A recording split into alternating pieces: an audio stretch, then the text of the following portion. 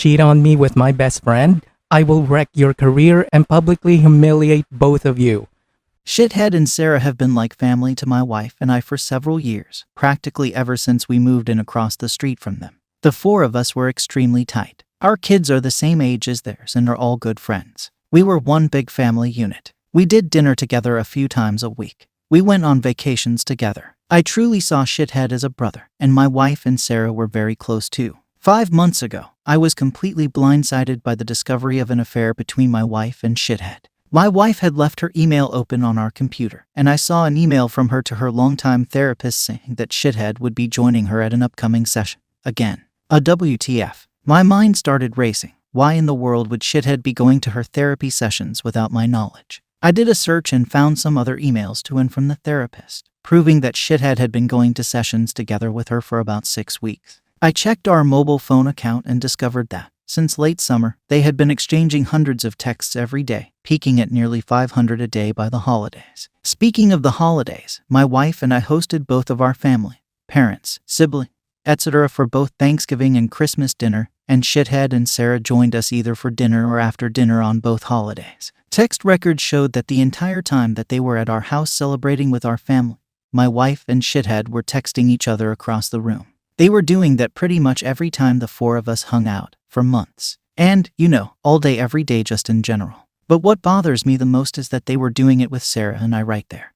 I confronted my wife with the evidence and she admitted that yes, she and Shithead had fallen in love. It just happened. I don't know how. But I love him and I just don't feel anything for you anymore. I'm sorry. They had gone on a school district trip together. Something had happened in her hotel room, and things had moved quickly from there. She explained, as I lay face down on the couch, unable to look at her, that they had already made plans to move out and divorce me and Sarah. And while they didn't plan to move in together immediately because of the kids, they'd probably do so eventually. The meetings with the therapist were supposedly mostly for the purpose of finding a way to break this to me and Sarah as gently as possible, because they were so very concerned for our well-being.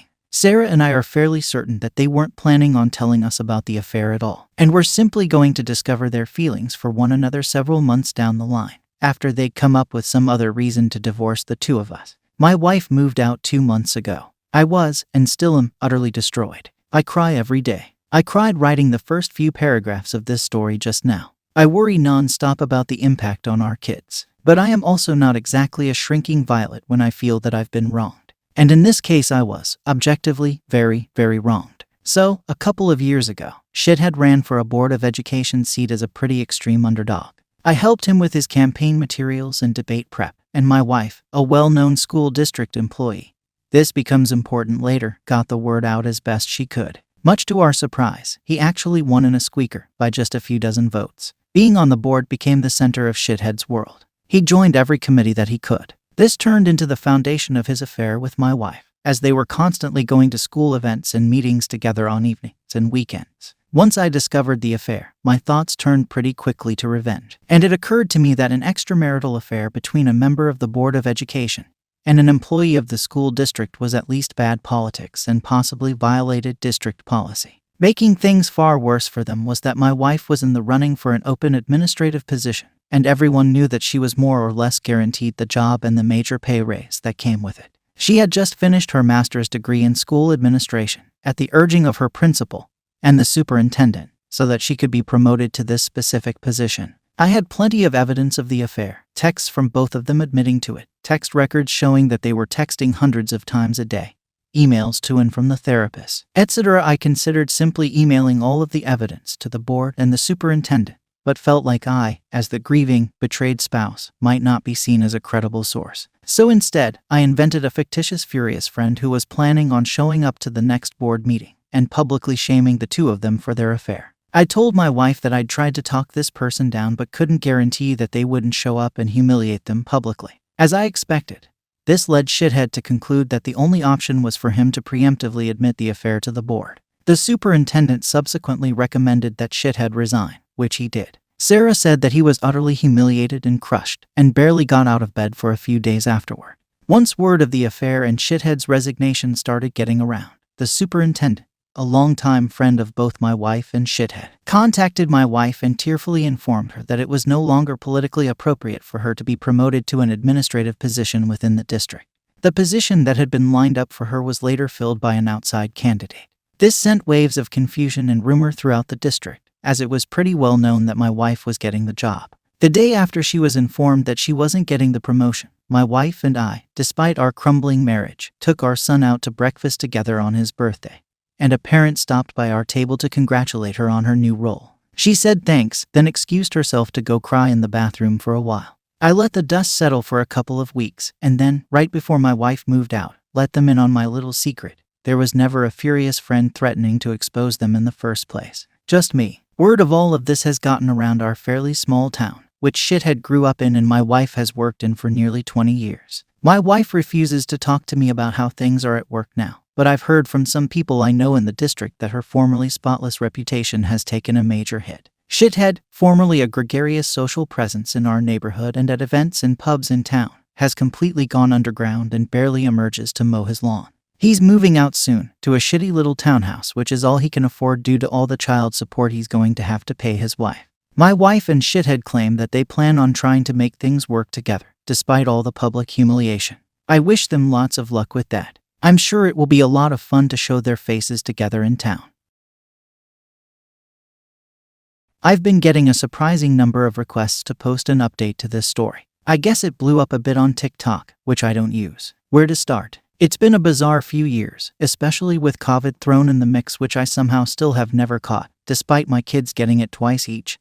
Thankfully just mild cases. Well, at the time that I posted the original story, I was obviously a wreck. Things actually got significantly darker for a while after that. My ex decided to start bringing Shithead around our kids just a few months after she moved out, which was really hard for me to deal with. I'd never really dealt with serious depression before, but things got bad enough that my doctor more or less forced me to start on an antidepressant because I admitted to him that I was thinking about suicide pretty frequently. I think this is where I should mention.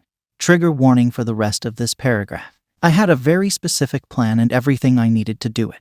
The one thing that gave me any kind of relief was telling myself that if life got any more unbearable, I had a way out. So yeah, shit got bad. But I'm still here, and thankfully I don't think about that option anymore. I reluctantly decided to dip my toe into the online dating world. And after a number of short-term things that didn't pan out, I actually connected with someone. We'll have been together for 2 years next month. She's absolutely amazing. We don't live together, and for the time being we're both good with seeing each other a few times a week. But I love to see her more. Yep. Am I ready to live with someone again and go all Brady Bunch with our respective kids? I'm not sure. For the time being, we have a lot of fun together, and that's more than good enough for me. As far as things stand with my ex and Shithead, they're still together, but there seems to be trouble in paradise because my kids report that they almost never see him anymore. My kids don't like him at all, and they just avoid him when he's around, according to my older one. When all of this started, she had seemed confident that they'd be living together pretty soon, but they still don't. And as far as I know, there are no plans in the works for that. They did buy a boat together, which I find hilarious for some reason. It just seems like the classic affair couple thing to do. Sarah took a long time to accept that her marriage was truly over, but once she did, she really did an admirable job of moving on. She engrossed herself in home improvement projects. She remains the same incredible mom that she's always been. And she's been in a friends with benefits type relationship with a nice, funny guy for almost 2 years. We hang out here and there, especially when my pool is open in the summer. We aren't nearly as dependent on each other as we were in the beginning, but we're still close friends. And no, still nothing more than that, which I'm glad about because the one thing this situation definitely never needed was more drama. My ex left the school district she was working for and took a job in a neighboring district. I have no idea what Shithead is up to, nor do I care. I hardly ever see him except at the occasional school event. For a while there, I was worried that he'd look at me the wrong way and I'd wind up in jail for knocking him out in an elementary school cafeteria or something. But I just don't care enough about him anymore for that to be a concern. So, all in all, life is pretty okay right now. I do miss being a family. I still have nightmares about all of this stuff and deal with intrusive thoughts at times. I fall asleep to audiobooks now to keep those thoughts at bay. Otherwise, I still struggle to sleep sometimes. But my girlfriend is amazing. I have an incredibly supportive family. I just officiated my sister's wedding a couple of months ago, and I have a big dog who needs lots of walks, and that's a huge help for me on so many levels. I hope that update answered people's questions. Thanks again for all of the support.